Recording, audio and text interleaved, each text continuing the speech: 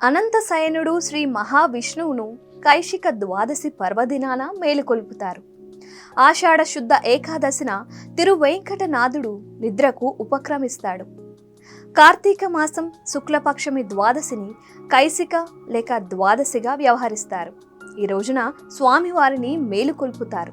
తిరుమలలోని పంచబేరాల్లో ఒకరైన స్నపన బేరం ఉగ్ర శ్రీనివాసుడు ఈ ఒక్కరోజే తిరుమాడ వీధుల్లో భూదేవి శ్రీదేవి సమేతంగా విహరిస్తారు. సూర్యోదయానికన్నా ముందే ఈ కార్యక్రమం జరుగుతోంది. 14వ శతాబ్దంలో ఉగ్ర శ్రీనివాసుడి ఊరేగింపు సమయంలో సూర్యకిరణాలు విగ్రహం మీద పడగానే పెద్ద అగ్ని ప్రమాదం సంభవించింది.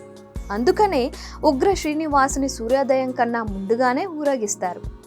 ఈ ఒక్కరోజే ఉగ్ర శ్రీనివాసుడు ఆలయం నుంచి బయటకు వస్తారు. సంగీతంలో కైశిక అను ఒక రాగం ఉంటుంది. భక్తుడు ఆ పరంధాముని ఈ రాగంతో కీర్తించారు కనుకే కైశిక ద్వాదశి అని పిలుస్తారు. శ్రీ నంబదువాన్ అనే భక్తుడు స్వామివారికి సంకీర్తనార్చన చేయడానికి వెళుతున్నాడు. మార్గ మధ్యంలో బ్రహ్మ రాక్షసుడు అడ్డగించాడు.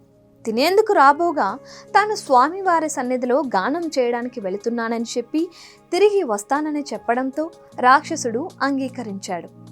కోనేటి రాయుడి సన్నిధిలో కైశిక రాగంతో సంకీర్తనలను నివేదిస్తాడు. అనంతరం బ్రహ్మ రాక్షసుని దగ్గరకు వస్తాడు. రాక్షసుడు ఆశ్చర్యపోయి తన పాపాలకు చింతిస్తాడు. శ్రీరంగనాథుడు రాక్షసుడికి శాప విమోచనం, భక్తుడికి మోక్షం ప్రసాదించారు. స్వామి సన్నిధిలో పరాశర భట్టు కైశిక పురాణాన్ని ఆలపించడం ప్రారంభించారు. ఇప్పటికీ ఆ సంప్రదాయం కొనసాగుతూనే ఉంది. వరాహ పురాణంలో ఈ కైశిక పురాణాన్ని గురించి వివరించారు. అలాగే కైశిక ద్వాదశి గురించి శ్రీకృష్ణ దేవరాయలు తన ఆముక్త మాల్యదలో కూడా ప్రస్తావించారు.